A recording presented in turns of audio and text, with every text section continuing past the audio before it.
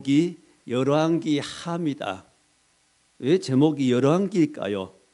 열왕기는 상이 있고 하가 있지요. 열왕이란 말은 여러 왕이란 뜻입니다. 여러 나라를 열국 그러고 또 여러 나라를 열방 그러지요. 열방, 열국, 또 열왕. 여러 왕들의 그 행했던 역사들을 기록한 그런 기록들입니다. 열왕기 상이 있고 열왕기 하가 있습니다.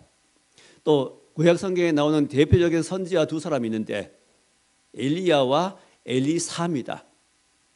엘리야는 먼저 왔고 엘리사는 제자를 할 수 있습니다. 그래서 엘리사 선지자가 사역했던 사역들은 주로 거의 열왕기 상에 있고 오늘 엘리사가 사역한 사역의 기록들은 열왕기 하에 있습니다. 열왕기 상이 이렇게 하가 구분됩니다. 한 책이었는데 너무 두꺼우니까 분리해 놓은 거지요.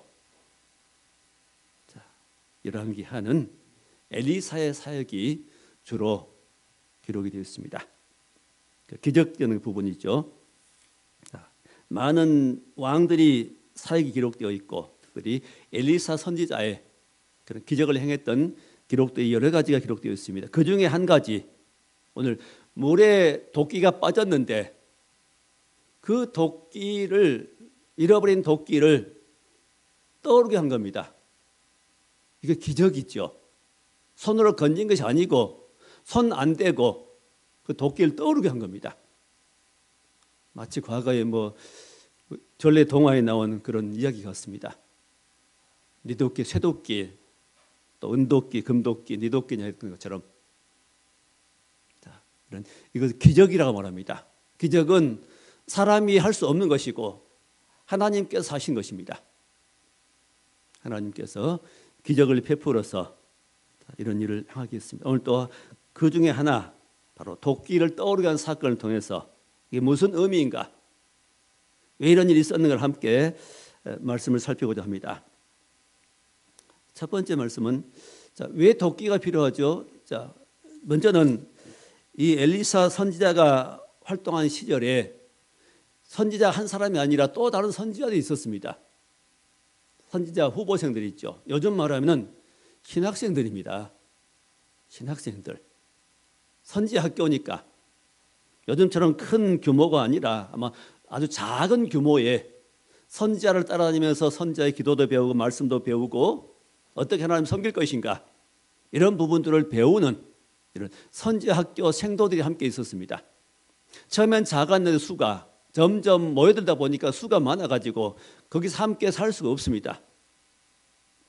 요즘 말하면 기숙사겠지요. 신학교 기숙사가 좁아가지고 함께 살 수가 없어서 이러지 말고 우리가 더 큰 집을 지읍시다. 그러고 의논해가지고 가서 이제 그 집을 짓기 위해서 나무를 하게 됩니다. 나무를 베게 되지요. 어디로 가서요? 2절에 보니까 우리가 요단으로 가서, 요단강에 있는 그쪽입니다. 사막에 있는 것보다는 요단강 쪽은 아무래도 강 쪽이니까 더 물이 많고 나무도 더 많이 있겠지요. 그래서 그곳에다 가서 촛을 옮겨서 나무가 있는 그곳에, 나무가 풍성한 그곳에 가서 우리 새로운 집을 지읍시다. 학교를 지읍시다 한 겁니다. 그래서 선지자도 함께 가고 생도들도 함께 가서 나무를 하게 됩니다. 수가 많아서 집이 좁았는데 집이 좁을 때 방법은 두 가지겠지요. 하나는 좁아도 그냥 참고 사는 방법이 있겠고, 아니면은 불편하니까 우리 집을 늘립시다 하는 방법이 있을 것입니다. 우리 두 가지 스타일이 있어요. 사람들도 힘들어도 어려워도 그냥 참고 사는 사람이 있고, 아니면 이렇게 살지 말고 바꿉시다 하는 스타일의 사람도 있습니다. 하나님께서 물론 인도하심 따라서 우리가 사는 거 중요하지요. 그러나 불편하면 바꾸면 좋을 겁니다. 좀 더 편하게 살 수 있다면, 좀 편리하게 살 수 있다면 넓은 집으로 바꾸는 것이 더 좋겠지요. 그건 우리 선택의 문제입니다. 특별히 하나님께서 막으신 몰라도 하나님께서 막으신 일이 아니라면 우리는 넓은 집을 선택하는 것이 더 편한 방법으로 가는 것이 좋겠지요. 그래서 그들은 이 신학생들은 스스로의 힘으로 이제 확장하려고 합니다. 남의 힘 빌리지 않고. 집이 좁아서 그들은 뭐 화려한 집을 짓고자 하는 거 아닙니다. 백향목으로 화려한 왕궁처럼 지어가지고 거기서 호사를 누리겠다는 그런 목적이 아니지요. 최소한의 삶을 살아보겠다는 겁니다. 이런 건 하나님이 허락하십니다. 우리 인생에 최소한의 것들 하나님 일을 해보겠습니다 하고 하나님 앞에 기도하면서 나아가면은 하나님의 기본적인 필요들은 반드시 채우신 것입니다. 살 수 있는 집, 살 수 있는 처소, 먹을 것, 입을 것, 우리 생활에 필요한 모든 것들은 하나님이 주십니다. 자, 근데 그들은 이제 요단강가에 가서 도끼를 가지고 나무를 열심히 뵭니다. 열심히 나무를 너무 열심히 하다 보니까 그만 도끼가 물에 빠져버렸습니다. 그래서 도끼 자루에서 도끼가 날이 빠졌는지 아니면 자루째 빠졌는지 알 수 없습니다. 자, 도끼가 물에 빠져버렸습니다. 어디에요? 요단강 깊은 곳에 빠져버렸습니다. 사람의 힘으로는 건질 수 없습니다. 너무 당황했을 것입니다. 뭐 지금이랑 그까지 도끼 잃어버리면은 가서 또 빌려오면 되고 아니면 사면 되지 않습니까? 철물점에 가서. 지금은 간단한 일입니다. 이게 지금이란 별 문제 될 일이 없습니다. 이 정도 문제는. 근데 지금 언제나 이 시대는 지금으로부터 2600년 전입니다. 2600년 전이면은 우리나라에는 아직 이런 철기 문화가 없습니다. 아직 들어오지 않았습니다. 도끼가 없어 우리나라에. 나무와 흙 같은 이런 거 가지고 우리가 사용, 돌 같은 거 이런 걸 사용할 시대입니다. 자, 그 시대에 도끼는 귀한 것입니다. 자, 이런 시대에 도끼를 물에 빠뜨려 버렸으니 이제는 공사를 중단할 수밖에 없고 그들은 어려움을 당할 수밖에 없었습니다. 또 이 도끼는 빌려온 것이라 했습니다. 자기들 것이 아니고 빌려온 것입니다. 쓰고 돌려줘야 할 것이죠. 그들은 너무 가난해서 쉽게 도끼도 살 수 없는 그런 형편이 있었습니다. 자, 남의 것들은 돌려줘야 됩니다. 남의 물건이나 남의 돈을 빌렸거나 남의 것을 남의 것이라고 생각되는 것들은 주인에게 돌아가야 됩니다. 돌려주는 것이 하나님의 뜻이지요. 그래서 무엇을 남의 것을 빌려왔다가 잃어버렸거나 아니 망가뜨렸다면 어떻게 될까요? 망가졌으니까 잃어버렸으니까 놔둘까요? 그게 아니지요. 새 것으로라도 사서 줘야 될 겁니다. 남의 것이니까요. 자, 그 당황하고 그런 어려워했습니다. 자, 그때 5절 말씀에 한 사람이 나무를 벨 때 쇠도끼가 물에 떨어진지라 이 외쳐 이르되 아 내 주여 이는 빌려온 것입니다. 빌려온 것이라고 말합니다. 그때 이제 세 번째 말씀은 6절에 하나님의 사람이 이르되 어디 빠졌느냐 하매 하나님의 사람 엘리사 선지자가 도끼가 어디 빠졌냐고 물어봅니다. 어디 빠졌느냐 그것을 보인지라 엘리사가 나뭇가지를 베어 물에 던져 쇠도끼를 떠오르게 하고 자, 나뭇가지를 베어서 물에 던졌더니 그 쇠도끼가 물 위로 떠올라서 그 도끼를 찾았다는 것입니다. 자, 무엇을 어떻게 했다고요? 나뭇가지를 베어서 물에 던졌습니다. 어떤 신학자는 말하기를 그렇습니다. 믿음이 없는 신학자들은 말하기를 나뭇가지를 길게 만들어서 그 도끼를 밑에서 이렇게 들어서 건져 올렸다고 얹었을 것이라고 말합니다. 그게 아니지요. 그런 사건이라면 여기 기록할 필요가 없습니다. 이런 정도라면 몰라 성경에 기록하겠습니까? 그것을.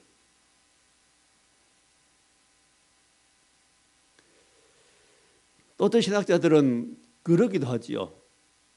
이렇게 말하기도 합니다. 또 예수님이 기적을 행할 때, 물 위로 걸어갈 때도 얕은 물을 걸어갈 것이다 말하기도 하고, 이스라엘 백성 홍해를 건널 때도 그 물은 얕은 물인데 그냥 건너갔을 것이다. 이런 걸 기적이라 말하지 않습니다. 이런 사소한 사건은 기록할 필요가 없지요. 자, 이것은 당연한 것이 아니라, 당연한 것이 아니기 때문에, 보통 일이 아니기 때문에 기록된 것입니다. 자, 나뭇가지를 베어서 물에 던져 그랬죠. 나뭇가지로 도끼를 건져 그 말이 아니죠. 물에 던져 쇠 도끼를 떠오르게 하고 쇠 도끼가 떠오른 겁니다. 자, 이것을 기적이라고 그러지요. 기적은 자연 법칙을 거스리는 것입니다. 무거운 도끼가 물 위로 떠오르게 한 능력, 이것은 사람은 절대로 할 수가 없습니다. 오직 이건 누구만 하시죠? 하나님만 하시지요. 또 가끔 악한 영들인 이런 마귀도, 애굽의 이스라엘 백성들의 기적을 모세가 기적을 행할 때 따라서 한 기적을 베푼 사건들이 있지요. 그래서 악한 마귀들도 때로 이런 기적을 행한 경우도 있는 것 같습니다. 이단에 속한 사람들이 가끔 그런 일을 하지요. 그 능력은 하나님의 능력이 아니고 마귀의 능력입니다. 요즘 정명석, JMS 이단 이야기가 많이 나옵니다. 만 여성들 농락하고 사기친 사람 있죠. 속이는 사람입니다. 아마 많은 사람들이 거기에 복종하고 그걸 따랐던 이유가 있을 것입니다. 평범한 사람이 말하면 절대 그를 따를 일이 없습니다. 아마 거기에 뭐가 있었겠지요. 누가 역사했겠습니까? 사단이 역사한 겁니다. 더 말할 필요 없이 사단이 역사해가지고 보통은 사람들이 할 수 없는 어떤 일을 했을 것입니다. 그러니까 거기에 혹해가지고 넘어간 거지요. 하나님의 역사는 항상 거룩한 역사를 합니다. 성령의 역사는 깨끗합니다. 거룩하고 사람이 변화하게 되고 아름답게, 아름다운 모습 바뀌어가게 열매를 맺게 하십니다. 근데 사단은 어떻게 할까요? 악한 마귀는 악하기 때문에, 더럽기 때문에 더러운 일을 행하게 만듭니다. 악을 행하게 만들고 음란하게 만들고 하나님의 뜻과는 반대로 나가게 됩니다. 이 분별해야 되는데 사람들이 분별하지 못해가 넘어간 것이죠. 뭘 보고 판단하라 말씀합니까? 열매를 보라고 합니다. 열매가 나쁘면은 어떤 기적이 나타나도 그것을 믿을 필요가 없습니다. 열매를 보고 분별할 수 있어야 됩니다. 그 사람 속에서 어떤 열매가 나오는가? 거룩한 열매가 나타나는가? 악한 열매가 나타나는가? 성결한 열매가 보이는가? 아니 음란한 열매가 보이는가? 보면 알지요. 물론 믿음이 약한 성도들은 물론 좋은 열매가 안 나타날 수 있습니다. 근데 뭐 지도자라는 사람들이 나는 이런 사람이다 하는 그런 사람들이 속에서 이런 나쁜 열매가 나온다면은 그건 아니지요. 자, 무거운 도끼, 물에 빠져버린 도끼, 그들은 자기 힘들은 자기 어떤 능력으로는 건질 수가 없습니다. 그 도끼는 가만두면 거기에 썩어 버릴 겁니다. 다시는 사용할 수 없는 도끼, 영원히 잃어버릴 수밖에 없는 도끼입니다. 그런 도끼를 다시 건져 올렸으니 그 도끼는 다시 유용하게 사용할 수 있게 됩니다. 자, 이걸 보았을 때 많은 그 옆에 있던 생도들이, 선지자의 제자들이 자, 아마 두 가지 반응이 나왔을 것 같습니다. 아, 선지자의 능력 대단하다. 그러면 그 선지자를 더 추앙하고 더 따를 선지자 그런 생도도 있었을 것이고, 조금 더 성숙한 생도라면은 하나님의 능력이 대단하다. 하나님께서 하셨구나. 그렇게 말할 것입니다. 어떤 기적을 볼 때 사람들은 기적을 일으킨 사람, 기적을 행한 사람을 주목하게 됩니다. 베드로가 성전 미문에 있는 안전병을 일으킬 때 사람들이 베드로를 쫓아왔습니다. 모든 시선이 베드로를 향했습니다. 그때 베드로는 말하죠. 우리 경건과 능력으로 이 사람을 일으킨 것이 아니다. 너희가 십자가에 못 박혀 죽게 한 나사렛 예수 그리스도 이름으로 이 사람을 온전하게 했다. 예수님이 일으켰다고 말입니다. 우리를 주목하지 마라. 하나님을 주목해라 말입니다. 예수를 믿게 하려고 일으켰다는 사건이죠. 어떤 일을 만날 때, 능력을 만날 때, 기적을 볼 때 우리는 기적을 일으킨 사람이 아니라 누구에 관심 가야 됩니까? 기적을 행하시는 하나님을 생각하는 겁니다. 하나님 믿으라는 것이죠. 자, 물에 빠져 녹슬어 가고 있는 도끼. 그런 도끼 같은 이 세상에 저는 이 말씀을 보면서 묵상하면서 물에 빠진 도끼가 뭘까? 바로 이 땅에 아무것도 할 수 없는 녹슬어 가고 있는 인생들 같습니다. 물속에 잠겨서 아무것도 할 수 없는, 하나님 앞에 아무것도 할 수 없는 도끼 같은 인생, 썩어가는 인생들, 멸망을 향해서 떠내려가는 인생들, 그 인생의 모습이라고 저는 여겨집니다. 스스로 나올 수 없는, 어느 누구도 사람들은 그를 그 가운데 건져줄 수 없는 인생의 그 위치들을 말씀한다고 저는 여겨집니다. 자, 이거 건져내시는 능력이 어디 있어요? 하나님께 있지요. 자, 이 도끼를 무엇으로 건져냈습니까? 다른 방법이 아니라 나뭇가지를 잘라서 던졌더니 그 나뭇가지가 건져냈다는 겁니다. 떠오르게 했다는 것이죠. 그 나뭇가지 자체가 능력이 있는 건 아니죠. 이 나뭇가지는 뭘까요? 자, 저는 이 말씀을 보면서 마치 이 사건은 신약성에 기록된 예수님의 기적을 행하시는 사건과 너무 흡사한 부분을 보게 됩니다. 엘리사 선지자는 예수님 같고 또 이 기적은 예수님께 행하신 기적 같습니다. 특별히 기적 중에 기적은 무엇이죠? 십자가를 통해서 우리를 구원하신 기적이 가장 큰 기적인 줄 믿습니다. 가장 큰 역사지요. 가장 어려운 것은 죽은 것을 살리는 것입니다. 죽어버린 생명을 살리는 것이 가장 어려운 것이라고 여겨집니다. 마치 도끼에게는 물속에 있던 죽어버린 것인데 그걸 건져놓은 것을 사는 것이 된 겁니다.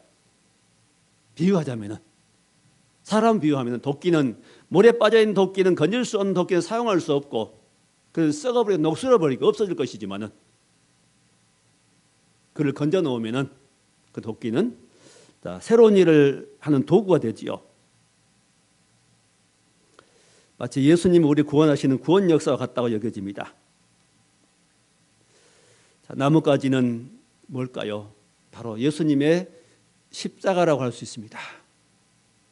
예수님의 십자가. 이미 구약 성경에 여러 사건이 나오죠. 이스라엘 백성이 광야에 가다가 길을 가다가 그 마라에 쓴 물을 만났습니다. 너무 목이 말라서 물이 나타났는데 그 물을 먹어보니까 마실 수가 없습니다. 그때 하나님께서 모세를 가리켜서 모세에게 말씀하지요. 자, 나뭇가지를 내가 지시한 나뭇가지를 던져라 그럽니다. 아무 나뭇가지 던지면 안 돼요. 하나님이 지시하신 나뭇가지. 그것을 물에 던졌더니 그 쓴 물이 순간에 단물로 변하게 됐지요. 이게 뭘까요? 십자가를 말합니다. 나무. 또 그들이 길을 가다가 하나님을 원망불평합니다. 왜 이렇게 길이 힘듭니까? 왜 음식이 맛이 없습니까? 왜 이렇게 먼 길을 가게 하십니까? 원망불평할 때 하나님께서 불뱀을 보내서 그들을 물게 하십니다. 백성이 쓰러져가 죽게 되는데 그때 하나님께 다시 모세가 기도합니다. 하나님 어떻게 해야 됩니까? 노수로 뱀을 만들어서 장대 위에 달고 그걸 쳐다보게 하라. 쳐다본 사람은 살았고 그걸 쳐다볼 거부한 사람들은 다 죽음을 당했습니다. 그 장대 위에 달린 노수로 만든 뱀, 그 무슨 사건일까요? 요한복음 3장 14절에 말씀합니다. 모세가 광야에서 뱀을 든 것 같이 인자도 들려야 하리니. 모세가 광야에서 뱀을 들었습니다. 어디다? 장대의 끝에 달았다는 말입니다. 장대 끝에다가 노수로 뱀을 만들어 단 것처럼 인자도, 예수님도 십자가 나무 위에 높이 들려야 할 것이니 이는 저를 믿는 자마다 영생을 얻게 하려 하심이라. 그러면서 요한복음 3장 16절 유명한 구절이 있죠. 하나님이 세상을 이처럼 사랑하사 독생자를 주셨으니 이는 저를 믿는 자마다 멸망치 않고 영생을 얻게 하려 하심이라 말씀하십니다. 바로 그 장대 나무. 자, 갈라디아서 말씀하시기를 나무에 달린 자마다 저주 아래 있느니라. 나무에 사람을 매단다는 것은, 나무에 사람을 매달아서 죽이는 것은 가장 잔인한 형벌 방법이고, 그리고 그 사람은 저주받은 사람으로 여겨집니다. 저주. 나무에 달려 죽은 사람은 저주받은 사람들입니다. 예수님이 어디 달렸어요? 하필이면 나무 십자가에 매달렸습니다. 저주를 받으셨습니다. 왜 저주를 받으셨을까요? 왜 저주의 죽음을 당하실까요? 그래서 우리가 당할 저주를 대신 당하신 것입니다. 우리가 받아야 할 형벌을 대신 받으시고 우리가 죽어야 할 죽음을 대신 죽으신 것입니다. 자, 이 십자가는 왜 우리에게 필요할까요? 도대체 십자가는 뭘까요? 십자가는 어떤 일을 할까요? 그럼 먼저 우리가 누군가를 먼저 보아야 됩니다. 내가 누군가? 자, 그럼 우리가 누군가를, 내 자신이 누군가를 보려면 우리 윗대로 계속 거슬러 올라가면 우리 아빠, 우리 할아버지, 증조 할아버지 쭉 거슬러 올라가면 누가 나오지요? 첫사람 아담이 나옵니다. 아담이 누구지요? 하나님이 창조한 최초의 인간인데 그 하나님 앞에 범죄하게 됩니다. 선악을 나무 열매를 먹음으로 그는 하나님과 멀어져 버리고 사단이 속에 들어오고 그는 죄인이 되어버립니다. 그래서 아담이 범죄한 그때부터 후손 태어난 모든 사람들은 다 죄인이 되어버립니다. 죄인들은 하나님 앞에 그냥 자기 어떤 모습으로는 하나님께 나갈 수 없습니다. 죄를 해결받아야 됩니다. 고린도전서 15장 22절에 아담 안에 있는 자들은 아담 안에 모든 사람이 죽었다고 말합니다. 그래서 예수를 믿지 않고 지금 세상 밖에서 교회 안으로 오지 못하고 하나님 앞으로 나오지 못하고 지금 자기 뜻대로 자기 계획대로 자기 목적대로 자기 기분대로 사는 모든 사람은 지금 누구 안에 있지요? 아담 안에 있습니다. 아담의 부류에 속해 있습니다. 아담 안에 있는 모든 사람은 다 죽었다 말합니다. 마치 물에 빠진 도끼와 같습니다. 자기 나름대로는 뭔가 출세를 하고 유명해지고 돈도 많이 벌고 자기는 뭘 많이 배웠고 많이 가지고 있고 유명하다 할 수 있겠지만은 하나님께서 그 인생을 보실 때는 어떻게 보실까요? 물에 빠진 도끼 모습인 것입니다. 그는 죄에 짓눌려 있습니다. 물에 빠져 있습니다. 올라올 수가 없습니다.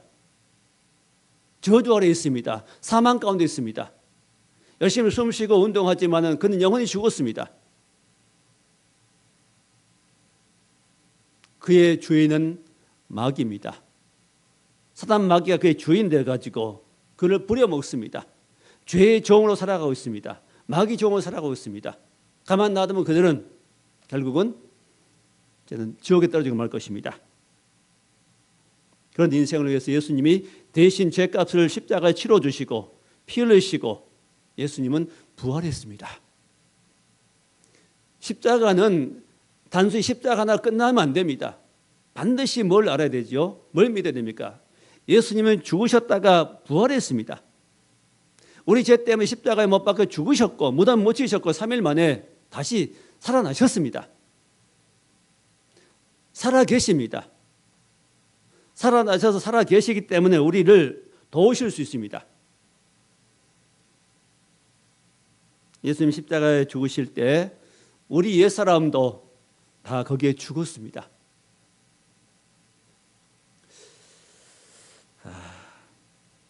우리 옛사람 성경에 많이 말씀하지요. 옛사람이 있고 새 사람이 있습니다. 아담 안에 있는 사람이 있고 그리스도 안에 있는 사람이 있습니다. 아담 안에 있는 옛사람은 사단 마귀가 주인 되어 가지고 그 사람을 부려먹기 때문에 그는 거기서 나올 수가 없습니다. 예를 들면 옛사람은 뭐냐면은 중요한 특징 두 가지가 있는데 혈기하고 음란입니다. 혈기는 밖으로 드러나는 것이고 음란은 보통 감춰진 부분입니다. 혈기는 밖으로 화를 내는 것이지요. 화를 내고 싸우고 또 때리고 폭력을 행사하고 미워하고 파괴하고 이런 속성이 예수님 우리 속에도 있습니다. 네, 점점 하나님을 알아갈수록 이런 속성이 우리 속에서 빠져나가지요. 파괴된 사람이 이제는 파괴하지 않고 건설적인 사람으로 저는 불같이 화를 내는 사람이 이제는 그 화를 적게 내는 또 내지 않는 사람으로 바뀌게 됩니다. 어떻게 함으로? 예수를 믿음으로. 예수 그리스도의 십자가와 이 부활의 능력이 우리에게 들어옴으로 되어진 일입니다. 자, 이런 혈기가 있고 또 하나는 옛사람의 특징 중에 음란이 있습니다. 음란함. 음란은 보통 숨어서 되어진 것들 있죠. 음란은 뭐냐면 그 잘못된 사랑입니다. 사랑의 대상을 바꿔버린 거죠. 정말 사랑해야 할 사람을 사랑하지 않고 사랑하지 말아야 할 걸 사랑한 겁니다. 이게 사랑의 대상을 바꿔버린 거예요. 영적으로 보면은 하나님 사랑해야 되는데 하나님을 사랑하지 않고 다른 우상을 세상을 사랑하는 것을 음란이라 말하고 또 육체적인 사랑이라는 부부끼리 행해야 되는데 그 대상을 다른 대상을 바꿔버린 겁니다. 그걸 음란이라 말합니다.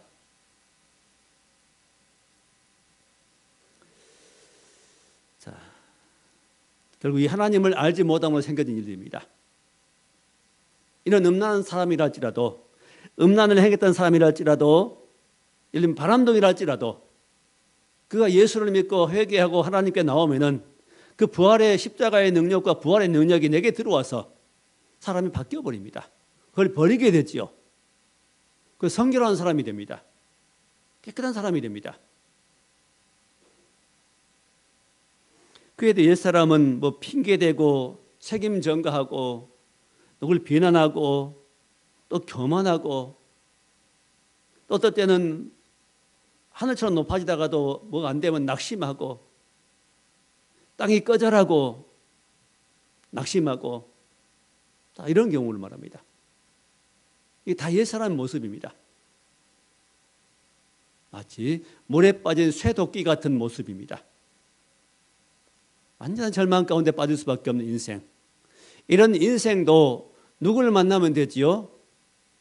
나무에 달려 죽으신 부활하신 예수님을 만나면은 그 예수를 정말 믿게 되면은 예수님 내 안에 영접하면은 그 도끼가 떠오릅니다. 물속에 이렇게 떠오르듯이 우리 인생이 떠오르게 됩니다. 심령이 살게 되고 마음이 살게 하고 부활하게 된 겁니다. 우리도. 자, 선지자가 던집니다. 물을 이 나뭇가지를 베어서 엘리사 선지자가 물에 던졌습니다. 하나님께서 선지자를 통해서 일을 하셨습니다. 자, 엘리야 선지자도 유명하고 또 엘리사 선지자도 유명한 선지자입니다. 대표적인 두 사람은 선지자가 나오는데 그 외에도 많은 선지자가 있지요. 자, 기적을 행했던 선지자들을 기적을 많이 행한 선지자는 이 두 선지자를 할 수 있습니다. 그런데 이런 엘리사 선지자보다 더 크신 선지자가 있습니다. 그분이 예수입니다. 자, 다른 사람들은 선지자만 했든지 왕의 직분만 가졌든지 또 어떤 사람은 제사장의 직분만 가졌는데 예수님은 이 세 가지 직분을 다 가지신 분이십니다. 선지자의 직분도 가지시고 제사장 직분도 가지시고 또한 왕의 직분도 가지신 이 세 직분을 가지신 이분을 가리켜서 그리스도라 그럽니다. 이 직분, 예수 그리스도라고 보통 우리가 말하지요. 예수는 이름이고 이 그리스도는 직분입니다.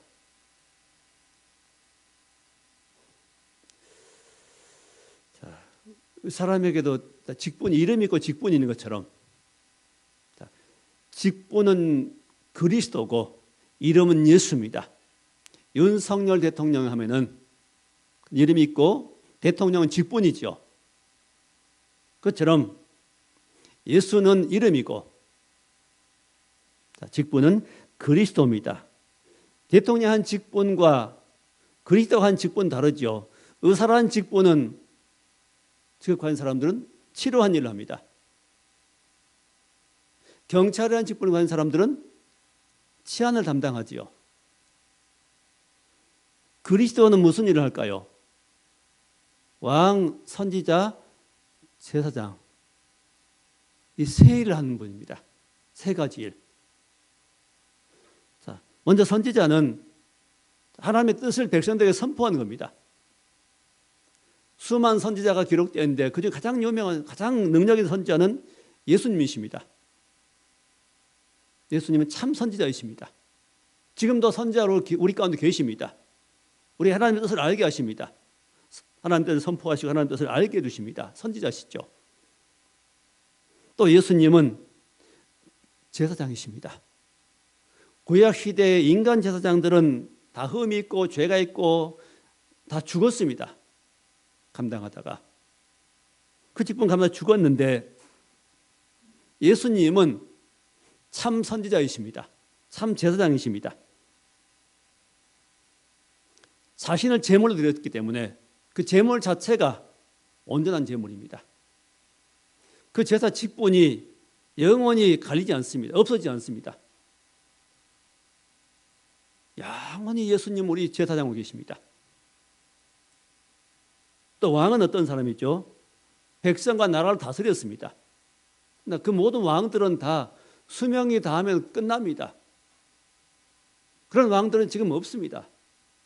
예수님은 만왕의 왕이시며 지금도 왕으로 계십니다. 이 세상 만물을 다스릴 뿐만 아니라 특별히 그 예수님은 왕은 어디를 다스릴까요? 사람의 마음속에 오셔서 모든 인생의 마음을 다스려 주십니다. 이 가장 큰 일입니다.